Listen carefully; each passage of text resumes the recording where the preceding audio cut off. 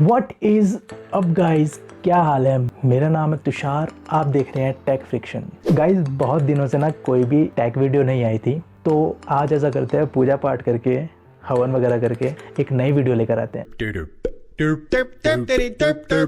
तो गाइज जैसा कि आपको पता है, आजकल जो चल रहा है इंडिया वर्सेस चाइना, मतलब चाइना की तो हर जगह से ही बेइज्जती हो रही है। यूएस अलग कर रहा है, ऊपर से चाइना ने बॉर्डर पे अपनी आर्मी भेज दी है। खैर ये सब तो हमारी इंडियन आर्मी खुद देख लेगी।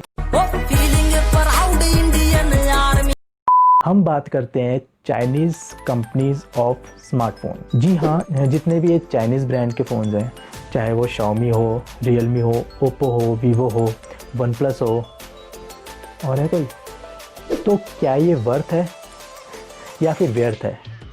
तो चलिए दोस्तों, इसी बारे में बात करते हैं आज। No, God, please, no, no! देखो गाइस, सिंपल सी बात है कि हम इंडियंस विश्वास रखते हैं कि हमें कम से कम पैसा देना पड़े और हमें एकदम टॉप नॉच स्पेसिफिकेशंस मिले, मतलब कि हमें मनीदान ज़्यादा ना करना पड़े, लेकिन जो हमें फ़ोन के फीचर्स मिल रहे हैं वो एकदम फ्लैगशिप लेवल के मिले। इसीलिए ज़्यादातर लोग स्मार्टफोन्स खरीदते हैं शाओमी, रियलमी, ओप्पो, वीवो वगैरह के, क्योंकि ये एकदम कम कीमत पे अच्छी लेवल की स्पेसिफिकेशन हमें देते हैं, चाहे वो कैमरे की बात हो, चाहे वो प्रोसेसर की बात हो, चाहे बैटरी की बात हो, चाहे वो स्क्रीन की बात हो। तो जो ये ब्रांड्स है, चाइनीज़ ब्रांड्स है, ये 10 से 20 हज़ार की रेंज आराम से कवर कर ले। जो कोई नॉन चाइनीज़ ब्रांड है वो इतने अच्छे से कवर नहीं कर पाता। मेरे कहने का मतलब ये है कि अगर आज की डेट में अगर आपने 10 से 20 हज़ार की रेंज में कोई फ़ोन खरीदना है, तो आप आराम से जाओगे शाओमी, रियलमी, वीवो, ओप्पो, ये सब फ़ोन आप आराम से खरीद लोगे। और 30 से 40 हज़ार तक की बात करें तो भैया एक ही फ़ोन ने कब्जा कर रखा है, वन प्लस। मैं खुद सोच रहा हूँ लॉकडाउन के बाद एक वन प्लस 7 प्रो या फिर वन प्लस 8 प्रो लेने का, क्योंकि अभी टाइम आ गया नया फ़ोन लेने के लिए। तो मेन बात यह है कि क्या चाइनीज़ फ़ोन्स वर्थ है लेने के लिए, जैसा कि इनमें सिक्योरिटी इश्यूज़ आता है, जो अभी चल रहा था हुआवे और अमेरिका के बीच में,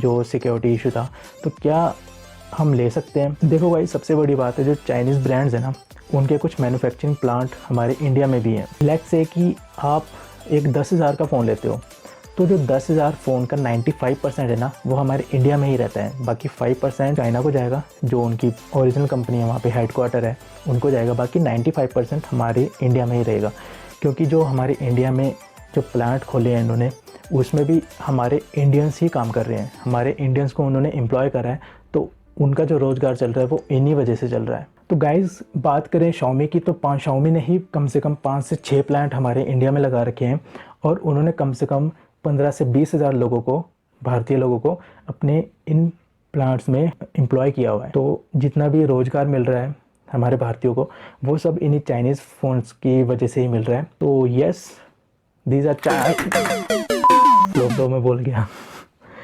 तो yes, these are Chinese brands, लेकिन हमारी इंडियन इकोनॉमी को इससे बहुत बड़ा फ़ायदा हो रहा है। गाइज़ एक मूवमेंट भी है मेक इन इंडिया। इसका मतलब ये नहीं है कि जितने भी स्मार्टफोन्स हैं वो इंडिया में ही मैन्युफैक्चर हो कम्प्लीटली। इंडिया में सिर्फ असेंबली होती है, जो भी कंपोनेंट्स बाहर से आते हैं उनकी असेंबली हमारे इंडिया में होती है। फॉर एग्जांपल कि जो स्नैपड्रैगन का प्रोसेसर है वो यूएसए का है, लेकिन उसकी जो मैन्युफैक्चरिंग है वो चाइना में होती है। मीडियाटेक का जो प्रोसेसर वो ताइवान का है। ऐसे ऐसे ही बाहर से छोटे छोटे कंपोनेंट्स ला के हम इंडिया में असेंबल करते हैं, इंडिया में मेक इन इंडिया का टैग लगा के हम उन फोन्स को बेचते हैं। चाइनीज़ ब्रांड्स का हेडक्वार्टर चाइना में ही है, लेकिन उनका जो सब ब्रांड है, उनकी जो पेरेंट कंपनी है, वो इंडिया में भी है। That's it about the Chinese brand. और अगर इंडियन ब्रांड्स की बात करें तो है ही नहीं।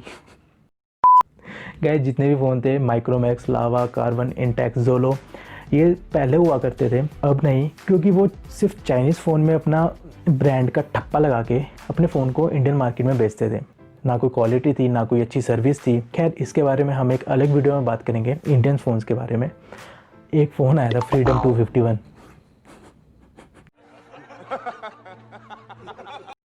और रहे फिर नॉन चाइनीज़ स्मार्टफोन्स जैसे Samsung, Apple, Nokia, Asus, Infinix. Apple का तो दोस्तों आपको पता ही है, एक अलग ही लेवल उन्होंने मेंटेन करके रखा हुआ है। 40 हज़ार से ऊपर के उनके फ़ोन मिलते हैं। नोकिया की बात करें तो नोकिया पे अगर आपका ब्लाइंड ट्रस्ट है तो वो फ़ोन भी अच्छे हैं, आप उनके लिए भी जा सकते हो। रहा सैमसंग एक अकेला स्मार्टफोन है जो सरवाइव कर रहा है 10 हज़ार से 50 हज़ार, 70 हज़ार के बीच में। खासकर उनकी जो नोट सीरीज़ है, एस सीरीज़ है, या फिर जो अब आई है M सीरीज़, वो काफ़ी अच्छा परफॉर्मेंस दे रहे हैं। तो अब आपके ऊपर डिपेंड है कि अगर आपको Xiaomi, Realme, Oppo, Vivo, OnePlus reliable लगते हैं तो you can go for it, जाके ले लो, मेरा क्या है। तो इतना ही था गाइज़ इस वाली वीडियो में। आई होप आपको थोड़ा सा क्लियर हुआ होगा। अगर नहीं हुआ है तो दोबारा से इस वीडियो को देख लो, क्लियर हो जाएगा। तो लाइक एंड सब्सक्राइब गाइज़, और हाँ एक काम करना, जो घंटी है ना वो दबाना मत भूलना। Bye bye.